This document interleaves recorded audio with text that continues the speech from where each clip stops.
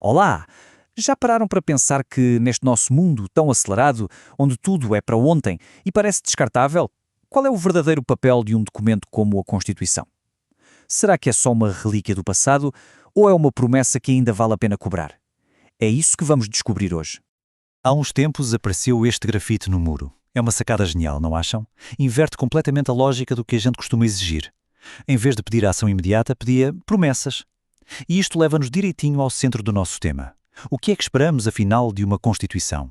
Ações para agora ou promessas que durem? É como a fonte que usamos para esta análise diz: os nossos tempos são feitos para mensagens curtas, para jingles e não para grandes e complexas sinfonias. Então fica a pergunta: como é que o direito, com as suas ideias pensadas para o longo prazo, sobrevive a isto? Como é que um documento feito para atravessar gerações pode funcionar num mundo que parece só pensar no agora? E pronto. É aqui que chegamos à questão central de toda esta conversa. Se uma Constituição é, na sua essência, um grande conjunto de promessas, qual delas é a mais importante? Qual é a promessa fundamental, aquela que está na base de tudo? A resposta, segundo quem estuda o assunto, é ao mesmo tempo simples e extremamente poderosa. O ponto de partida, o verdadeiro epicentro de onde tudo irradia, é um conceito que todos conhecemos: a dignidade humana. A dignidade da pessoa humana, pensem nisto, não é só mais um direito. É o núcleo central a partir do qual todos os outros direitos ganham vida. É o valor fundamental que existe para proteger aquilo que cada pessoa tem de mais essencial. E eu acho esta metáfora do epicentro fantástica, porque não se trata de um pilar ao lado de outros, não. É o ponto central, tal como num terremoto. Tudo se espalha a partir dali. Todas as outras leis, todos os direitos, tudo tem de fazer sentido quando olhamos para este centro. É uma ideia que muda tudo. Certo, mas como é que a Constituição transforma uma ideia tão abstrata como dignidade em algo que se pode aplicar no dia a dia? Bem, ela usa principalmente duas ferramentas, os princípios e as regras, e perceber a diferença entre os dois é absolutamente crucial. O interessante aqui é ver como são diferentes. As regras são como um sinal de trânsito vermelho. É para parar e pronto. São específicas, diretas, é tudo ou nada. Agora, os princípios. Os princípios são mais como uma balança. São ideias gerais, mais abertas e que muitas vezes precisam de ser equilibradas. Eles não se excluem, são ponderados caso a caso. E na prática, como é que isto funciona? Com as regras, o processo é o que os juristas chamam de subsunção. Pegamos num facto e vemos se ele se encaixa na norma. Simples. Com os princípios, o processo é a ponderação. Quando dois princípios batem de frente, tipo liberdade de expressão contra o direito à privacidade, é preciso pôr os dois na balança e ver qual deles pesa mais naquele caso específico. E é exatamente aqui que a teoria se transforma em drama, porque na vida real os direitos entram em conflito o tempo todo. A Constituição não é um manual de instruções com respostas fáceis. É muitas vezes um campo de batalha onde os seus valores mais importantes são testados. Vamos ver alguns exemplos reais que marcaram a história. Este é talvez um dos conflitos mais clássicos de qualquer democracia. Onde é que se traça a linha? A liberdade de expressão deve ser um escudo para tudo, até para o discurso que promove o ódio e a discriminação contra grupos de pessoas? No famoso caso Elwanger, o Supremo Tribunal Federal Brasileiro traçou uma linha bem clara no chão. A decisão foi que publicar livros antissemitas não é liberdade de expressão, é crime de racismo. Ponto final. O tribunal entendeu que a liberdade de expressão tem limites, e um desses limites é a dignidade de outros. Neste caso, a dignidade da comunidade judaica pesou mais na balança.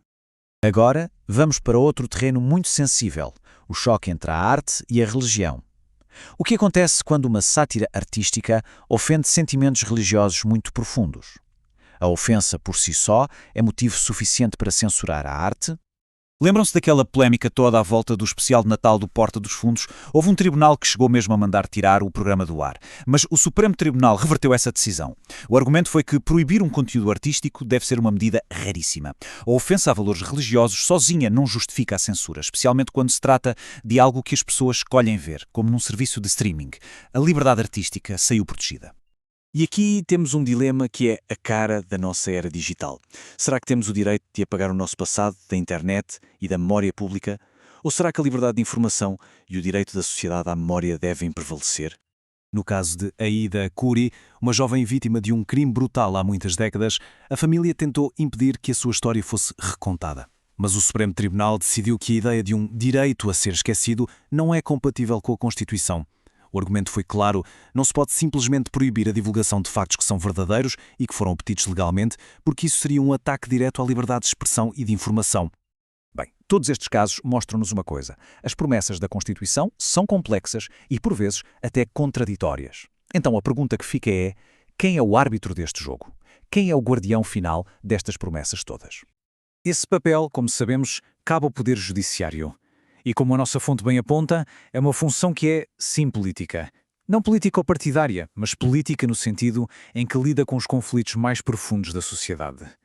A grande diferença é que, idealmente, a decisão de um juiz deve ser protegida das paixões do momento e basear-se unicamente na Constituição e nas leis.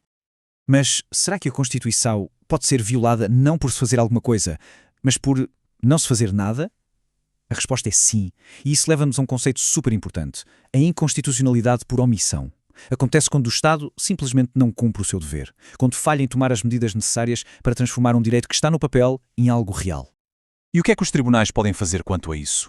Eles podem e devem intervir. Podem reconhecer que o governo foi omisso e, em alguns casos, até ordenar a implementação de políticas públicas. O objetivo aqui não é governar no lugar dos políticos, mas sim garantir que os direitos fundamentais não fiquem só como uma promessa vazia. E assim, no fim de contas, o que podemos concluir? Que uma Constituição não é um monumento de pedra estático parado no tempo. Pelo contrário, é um documento vivo, é um diálogo constante, um diálogo entre as promessas mais altas que ela faz e os desafios que a nossa realidade, sempre tão complexa, lhe apresenta. E eu deixo esta última pergunta para reflexão. Os tribunais são os guardiões, é verdade, mas serão eles os únicos responsáveis por manter a promessa? Ou será que essa tarefa, no fundo, pertence a cada um de nós? Fica a pensar nisto. Até à próxima.